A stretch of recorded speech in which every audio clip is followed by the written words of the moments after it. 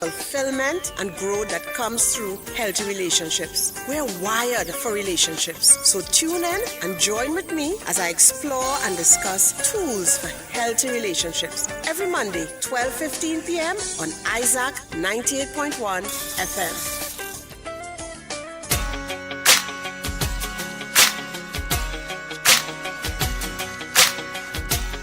Alright guys, we are back for another edition of Healthy Relationships with counselor and trainer Petreece Cuffie. At this time, let me say a special good afternoon to Petreece. Petreece, good afternoon to you. Okay, we call us. Well, yes, it would be nice for you to call all our viewers, listeners. Really happy to be here again. And I am doing a different format. I'm doing a case study behind the walls. So I'm looking at Marcus's story. And I'm doing this to look at how men deal with emotions in relationships. And it's a simple case study, but case studies are powerful in that they help us to visualize and to relate to information in a more practical and personal way. So I am using this case study, and I'm pulling from programs I would have dealt with on emotional regulation, vulnerability, anger management, empathy, even conflict resolution, and to look at this topic, how men deal with emotions in relationships. Now, the characters are fictional. Please, they're not based on anyone or any couple that I have worked with, but I find that when we use case studies, it can really help people visualize and relate to the information in a much more practical and personal way. So let me introduce Marcus to you. Marcus is 38 years old. He's a project manager. He's a devoted father of two and a man who, by every outward measure, seems to have it all together. He is efficient at work, quick with a joke at family gatherings and outings. He's active in his church community and never one to complain and to fuss about things. But when his wife Denise sits across from him in our counseling sessions, she says, "I feel like I'm married to a stranger." And Marcus, he goes completely still, not angry, not defensive, just still. And sometimes in that stillness, you can almost see the wall. So it's almost like he becomes a part of the wall. I have sat across from many Marcuses in my years of counseling. The names change, the faces change, but the pattern is remarkably consistent. A man who has learned from childhood, from culture, from painful experiences that emotions are dangerous territory. So he builds walls, he manages, he fixes, he stays busy, and he is genuinely, he's not putting on a show, he is genuinely confused about about why his partner feels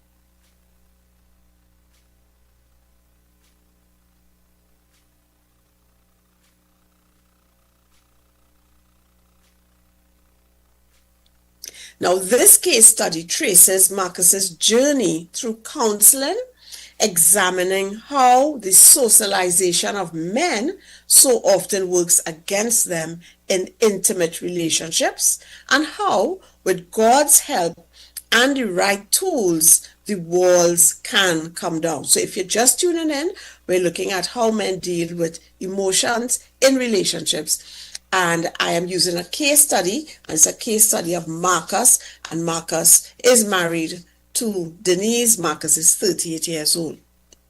So background, the making of an emotional wall. Marcus grew up in a home where his father was what he called the strong, silent type. Dad provided, Dad protected, Dad fixed things.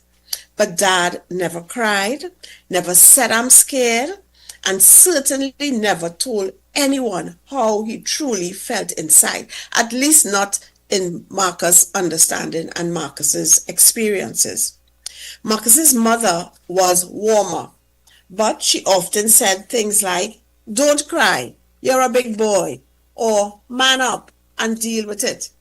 Without realizing it, Marcus received a very clear message from the most important persons in his world. What was that message he received? Feelings are weaknesses, and weakness is unacceptable in a man. By the time Marcus reached adulthood, emotional suppression was not even a conscious choice. So this is not something he's doing on purpose. It had become second nature. He genuinely did not know what he was feeling much of the time, beyond a vague, low-level irritability that his wife had taken to calling his default setting. So him being irritable, kind of distant and a little bit irritable, that was his default setting. So, understanding the roots or the cultural and familial expectations. We are not born afraid of vulnerability. As human beings, we're not born like that. Because children freely cry. Children express their fear openly. Children reach out instinctively for comfort because we need to be vulnerable if we have to get our needs met from our caregivers. But over time, we develop this fear through various life experiences. The more we are taught that vulnerability is dangerous or wrong, the less likely we are to embrace it. And this can happen with both men and women.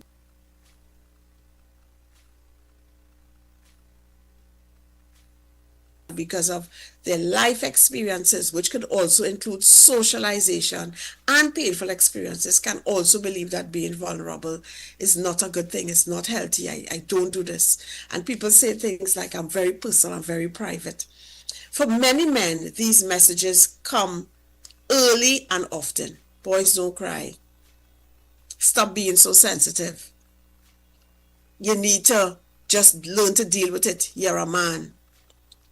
These cultural and familial expectations are one of the most powerful obstacles to emotional openness in men.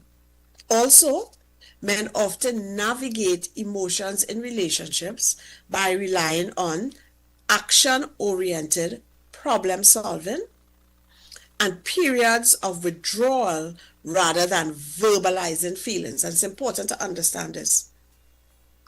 Influenced by traditional conditioning, many men internalize the stress. And when I talk about the stress, I'm talking about painful emotions through compartmentalizing. So I put it in this compartment and I leave it there. Utilizing space, so I need to move away and process, and silence to regulate their nervous system. So men generally cope with their emotions by, and it's important for us to know this is how men generally cope with their emotions, by being action-oriented processing.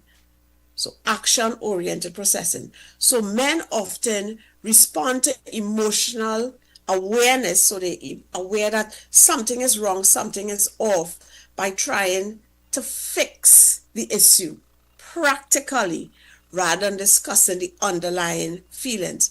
So what's the sense with all this feeling thing? Let's just get the solution. I want to get the solution, right? And nothing is wrong with wanting the solution. But when we're talking about in relationships, that is the bigger context of this. So there's withdrawal and silence. So seeking solitude allows men to decompress.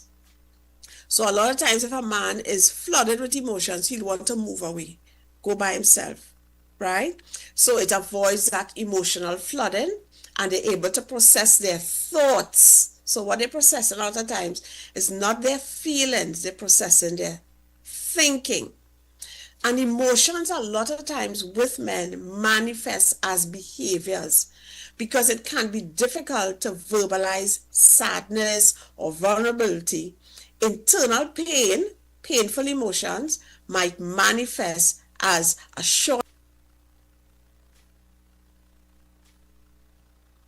And this is very important to know. So for example, if a man feels overwhelmed or sad, it may manifest as anger with him, like let's say hitting a table or hitting a counter, right? Or moving away angrily. And a lot of times what he's really feeling, he's feeling overwhelmed, or he's feeling upset about something. Not upset, sorry, sad about something, or he's feeling inadequate. But what we would see in relationship with the man is a lot of times something in the angry family. So men, they do action-oriented processing. So let's fix it. Let's find something to do about it. They withdraw in silence, which helps them to decompress, but they're processing their thoughts a lot of times, not their feelings. And a lot of times their painful emotion is manifested as behaviors, and not the man saying, well, I'm feeling inadequate or I'm feeling unheard. No, a lot of times it comes out in anger, and it's important for us in relationships with men to understand this. So the presenting problem, what brought Marcus to counseling? Denise made the first appointment. It is often the woman who reaches out for help first, while the man attends because he loves his wife and wants to keep the peace, not necessarily because he believes that there's something that he needs to change. So I'm here, I love this lady, I want to have a peaceful home, so I'm here. I didn't really feel anything wrong with me. Denise's complaint was consistent. I feel like I'm talking to a wall. I share something important with Marcus, and he immediately tries to fix it. I tell him I am sad about something, and he hands me a solution. So this is not so much a wall because he's responded. I tell him I'm scared, and he tells me the reason I shouldn't be. I feel unheard. And when I ask how he feels about things, how he feels about us, how he feels about life, he just says, I'm fine, always fine. I'm tired of fine. And sometimes when I speak to him, I just get a blank look over his face, like I'm speaking to a wall. Marcus, for his part, was genuinely baffled. I solved the problem. I tried to help. What more does she want from me? He felt unappreciated. He felt like no matter what he did, it was not enough. And underneath that,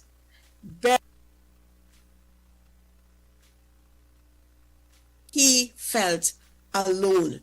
He felt lonely, I should say lonely. He felt lonely. Now, the patterns, what Marcus was doing with his emotions in the relationship. As we worked together in counseling, 3 dominant patterns emerged. Build his emotional world with respect to the relationship, because we're looking at how men deal with their emotions in relationships, right? And you can see if any of to you. The first pattern was the fix-it response, which is using problem solving to avoid feelings. Whenever Denise shared an emotional concern, Marcus's brain went immediately into solution mode. Now, this is not inherently bad. Nothing about this is wrong or sinful or bad. It's not inherently bad. And men are natural problem solvers. They are natural problem solvers. And it comes from a genuine desire to help. The issue here is that there's a time and place for it. There's a time and place for it, right? But the effect of him going into that fix-it response, the effect was that Denise never felt heard. She did not want the problem solved, and I shouldn't say never felt heard, but she often didn't feel heard. She didn't want the problem solved. She understood. And we know, and I would have your loyal listeners would know of empathy blockers, right? So when we're responding to someone's emotional expression with advice or fixing rather than that genuine presence, that empathy. And many of us use it without even realizing that we're doing something that is unhelpful at that point in time. So poor Marcus, he was genuinely confused. He felt inadequate at trying. What more you want? Right? So that first pattern of the fix-it response. And then we have Denise. So we're looking at empathy versus problem solving, and what Denise actually wants was, of course, empathy. So Denise says, I feel overwhelmed with everything right now. Marcus, his fix-it response, okay, I'll take the children out on Saturday so you can have a break. So what does Denise feel? She feels unheard, like her feelings don't matter, only the problem does. No, for him, that's confusing. You said you're feeling overwhelmed and are finding something to do so you could take a little. Marcus could be genuinely confused, and how we could also feel like unappreciated and nothing I'm doing is ever enough. What does this woman want? Right? Now, if Marcus did, instead of a fix-it response, and he did a empathetic response, it sounds like you're carrying a lot right now. I am sorry. Probably even hold her hand. You want to talk more? Denise would feel seen, understood, and closer to her husband. Because once you find a loved one is sharing something that has some type of emotional component in it, your first response should not be a fix-it response. It really should be an empathetic response, identifying with what the person is feeling. Now, the second pattern, so the first pattern in terms of Marcus would be the fix-it response. The second pattern was emotional avoidance. I'm fine. And that whole shutdown, right? So Marcus had become so practiced at suppressing his feelings that he genuinely struggled to identify what he was feeling. When I asked him in our early sessions, what are you feeling right now? He would pause, look slightly uncomfortable, and say something like, I don't know. A bit tired, probably. Tired. That is a very common answer among men who are emotionally avoiding, and they're not doing this for spite or intentionally or on purpose. Sometimes men describe how they are feeling with physical words, like I'm tired or I have a headache, when in fact they are feeling sad, disappointed, anxious, afraid, even inadequate. For Marcus, what lay beneath the tiredness was a complex mixture of loneliness, fear of failure as a husband, and grief over the distance in his marriage, and a childhood wound around not being enough. None of these were things he could name easily because he had never been taught to name them. David, who the Bible describes as a man after God's own heart. So this is David from the Bible, King David. David who killed Goliath, right, is perhaps the most emotionally expressive man in all of Scripture. The Psalms are full of David naming his feelings with raw honesty before God. Fear, grief, rage, loneliness, joy, despair. He suppressed. He poured out. And it is worth noting that that same David was also a warrior, a king, and a leader. So emotional expressions and strength are not opposites. It's not one on one side and one on the other side. They are part of strength. Being able to express is a strength. Pattern 3. So that first pattern was the fix-it response, right? So hearing emotional things, wanting to fix it. The second pattern was emotional avoidance. So the whole I am fine, and that kind of shut down. And the third is displacement, right? And anger as the only, or anything in the angry family of emotions, as the only acceptable emotion. The one emotion Marcus allowed himself to express freely was frustration, which often came out as irritability, or as Denise described him as being snappy. This is very common among men who have learned to suppress most emotions.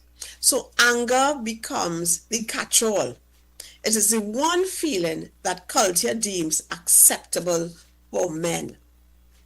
We must remember that when a man seems angry on the surface, there is almost always something else underneath. Feelings of fear, disrespect, shame, inadequacy, loneliness. The anger is real.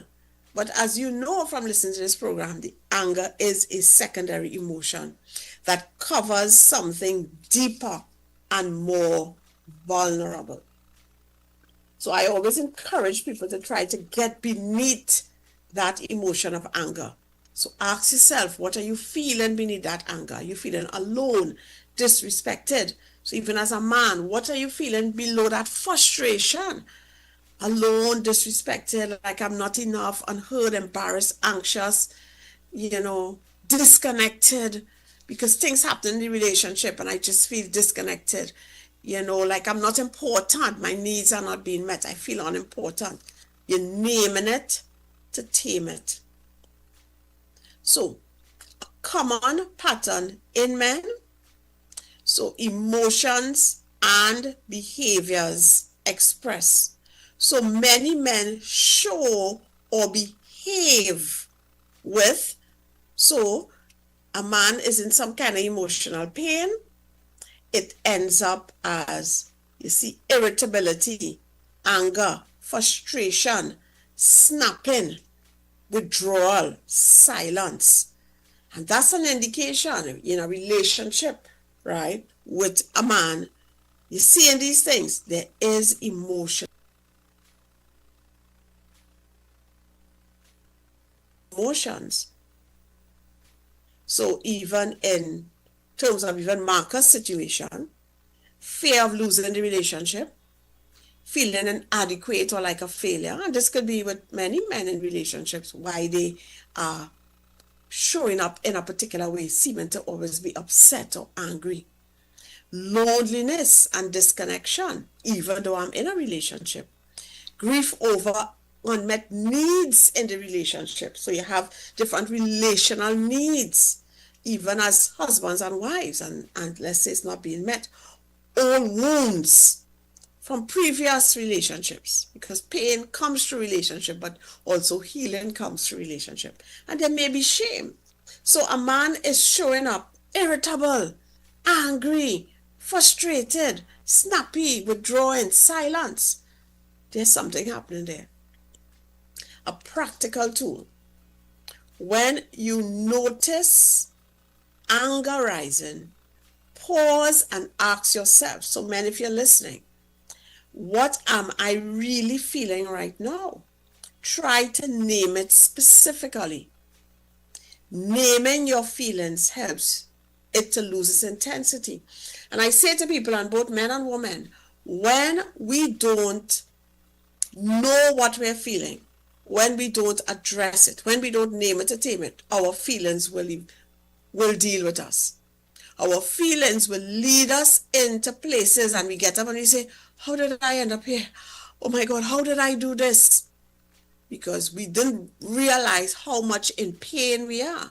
And we are using behaviors to soothe pain or to deal with pain. And sometimes these behaviors are sinful, very destructive to ourselves, to our relationships, to our marriages.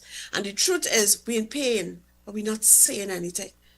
And of course, that pain can also take a toll on your health. Not just your relationships and even you in terms of engaging in sinful stuff, to deal with the pain that you're not even recognizing or verbalizing.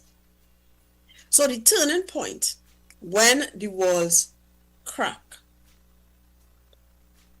about 6 weeks into counseling sessions, something shifted. Denise had shared that she had been praying about their marriage and wondered if they were going to make it. She was not threatening to leave. She was simply being honest about her fear. She wondered, we're going to make this? This feels so painful and alone. Instead of going into fix-it mode, instead of shutting down, Marcus did something he had never done before in all their years of marriage. He cried.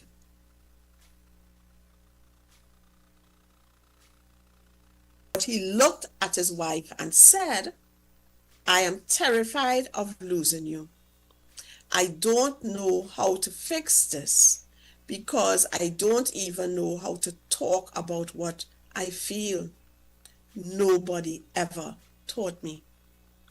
Denise later shared that this was the first time in 11 years of marriage that she had felt truly close to her husband.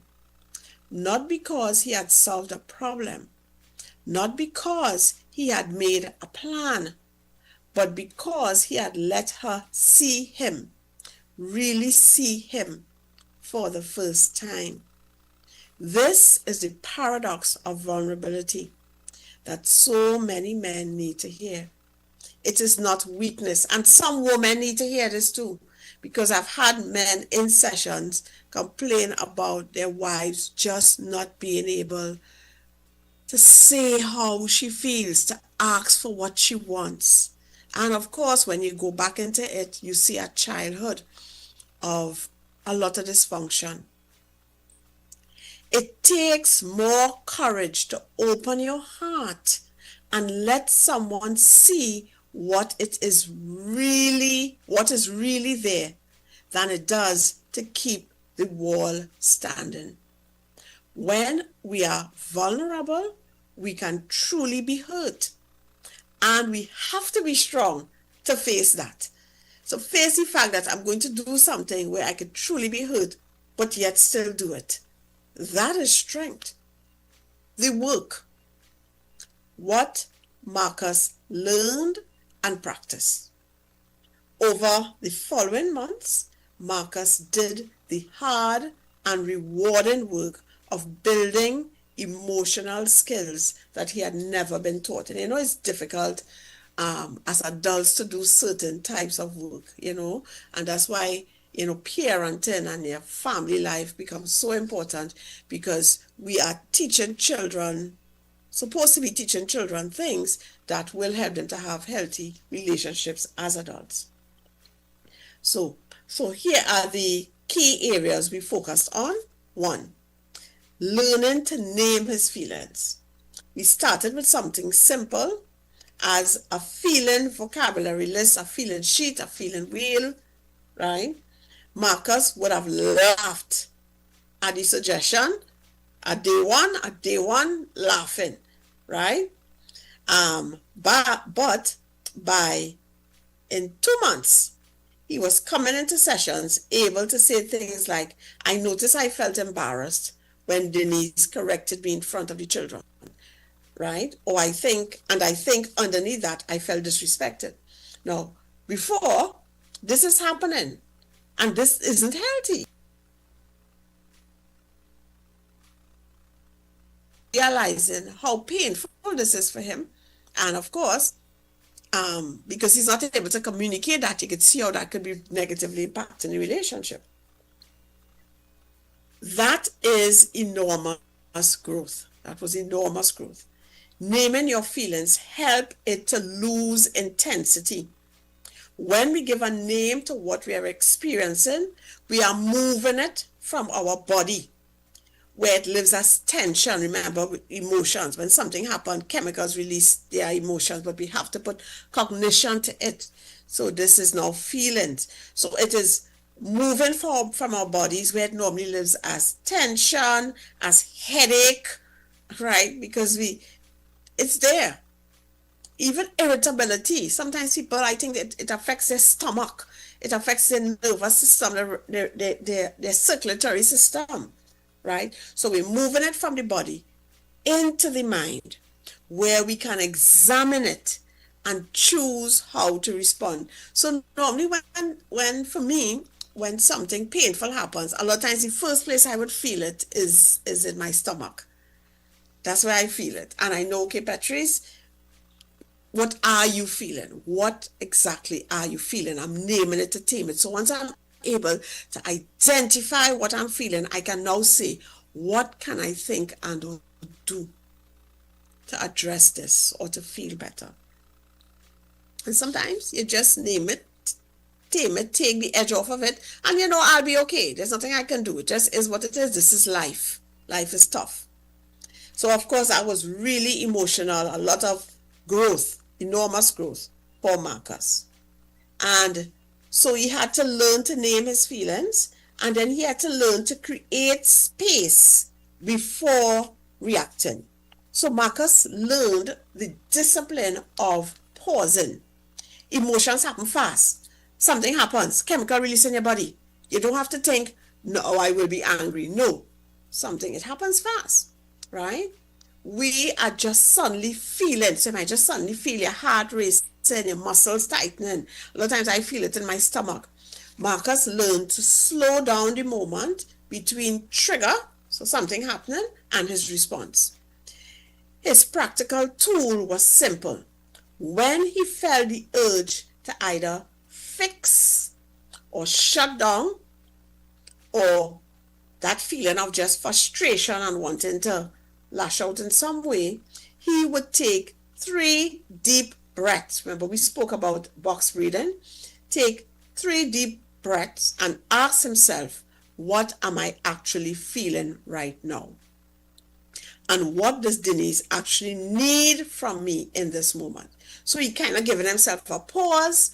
He taking some breaths to lower down, those stress hormones, so he could. He would have learned to name his feelings, create space before reacting. Thirdly, replace problem solving with empathy.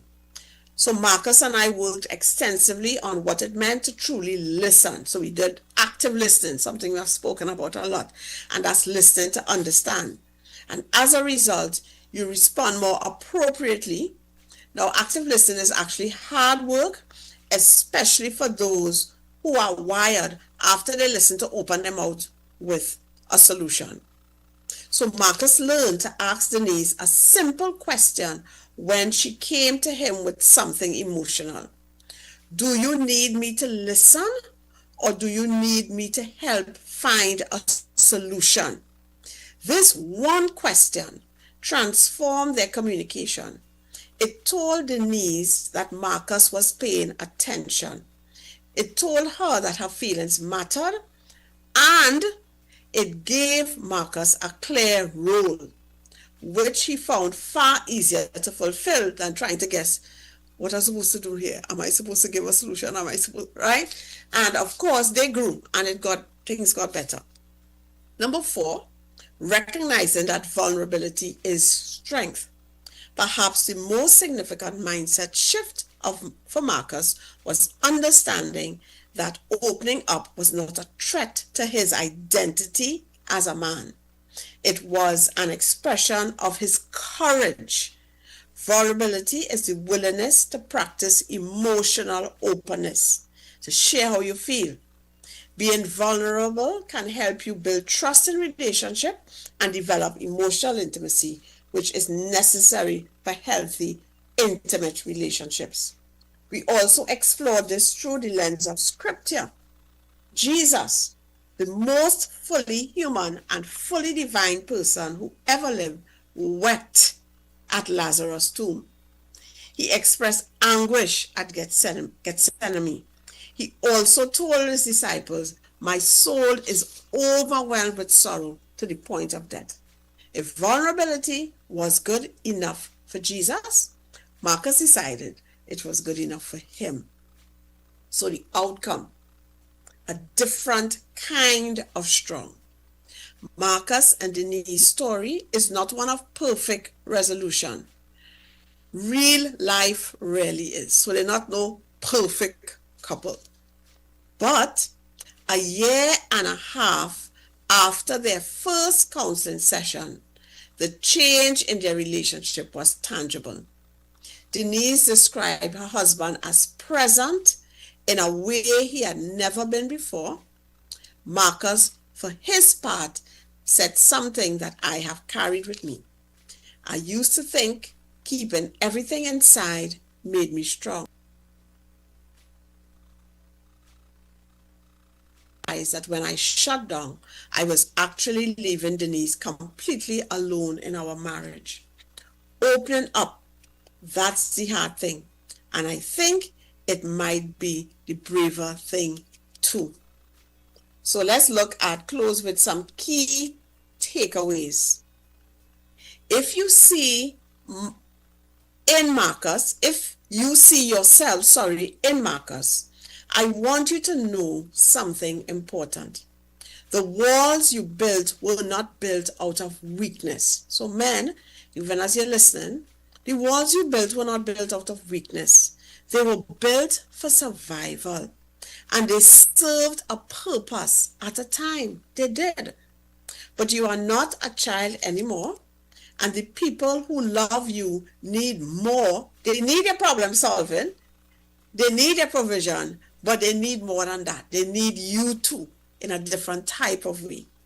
So here are some practical starting points. 1, start small with naming feelings. You don't have to have no long emotional conversation. No, it's not about that, right? Begin by simply noticing that you're feeling something and give it a name, even if it's only to yourself. 2, ask before you fix.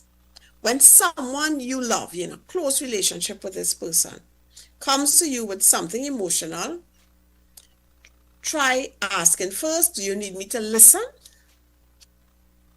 or to help you find a solution? Look beneath the anger. 3, look beneath the anger. The next time you feel frustrated or irritable, pause and ask yourself, what might be beneath this? Do I feel disconnected? Do I feel lonely? Do I feel inadequate? Right? Name it to tame it. Look beneath the anger. Number 4, practice with God first. If opening up with your spouse feels, or your partner feels too exposed right now, start with God. Pour out your heart to Him. The Psalms are your permission slip. David did not censor himself before God, and neither do you have to. Consider counseling. There's no shame in getting help. Marcus' greatest act of strength was walking into that counseling room. It changed his marriage. It may change yours. A word to the woman who loved Marcus. If you are the Denise in this story, the partner longing for emotional connection with a man who seems perpetually shut down, I want to offer some encouragement. The walls are not a rejection of you. They are coping mechanism built long before you came into his life. Try not to demand for small moments of emotional honesty and verbalize your appreciation when it happens. Don't make a big fanfare, don't you know, but say, I really appreciate that, share that with me, and go and do something. So a man could know sharing his emotion is not going to turn into some big, long talk, some big deal. So he shares something with you. I felt really unheard when so and so happened, and they say, thanks so much for sharing that with me, and you go and clean the bathroom. Right? So he knows, okay, I could share my feelings without it becoming into something big and that I can't deal with, where I become flooded. So when he does share something vulnerable, resist the urge to immediately respond or advise. Just be present, just listen. That moment of being truly heard may be more powerful for him than you know. And pray for him. God can reach into places that we cannot. So create a judgment-free zone. Vulnerability thrives when it is met with compassion rather than criticism. So that is all you're feeling? What? Respect the need for space. This is important. Allowing a partner time to self-soothe can help them regulate and return to the conversation with greater clarity. So generally, when a man says, I need some space, I can't talk right now, leave him, let him get the space to regulate. Now, this is not an excuse never to come back to the conversation. So that's a whole different ball game, or never to bring it up again. And some people do that, which is why sometimes women don't want to give space. But not giving space never really helps anything, right? Encourage specific language. Gently asking questions that shift away from broad statements like, how are you feeling? That's a broad statement. We could ask instead, are you feeling frustrated about X? Or is it that you feel overwhelmed why I'm seeing this frustration? So you helping him to build his emotional vocabulary. So some things to reflect, right? Think about the message you received growing up about emotions and what it means to be strong. How have those messages shaped the way you handle your feelings in your closest relationships today? And when you feel angry or irritable in your relationship, what emotions might be living underneath that anger? Take a moment to sit with that and question it honestly. This week, so some application this week, when someone you love shares something difficult, right, with you, try asking, do you need me if I try to find a solution? And note what happens. Or even share something seeming painful, respond with empathy. For 5 minutes out for the week or even the day, use a feeling vocabulary list. There are many available online to try to see if you could name what you are feeling. You can write it down if you want and notice over time whether naming your emotions change how you relate to them. And finally, set aside 15 minutes this week to do what David did in the Psalms. Pour out your heart to God honestly. No censoring, no performance. Just tell God, tell Jesus, tell your Heavenly Father exactly what you're feeling. And then sit quietly and listen to his response. So, thank you for listening to me. Petreece, I want to say thank you for that, sharing that information with us. Guys, if you would have missed it or you came on late, please feel free to head over to FBN TV. That's on YouTube, and Isaac the Promise. All right, so Petreece, thank you so much. Have a beautiful day today, and until we meet again, God bless you. We appreciate you, God bless you. Petreece. We appreciate you. God bless. Thank you. Take God care. bless. Until again. Appreciate you all too. Alrighty. Bye bye. Take care.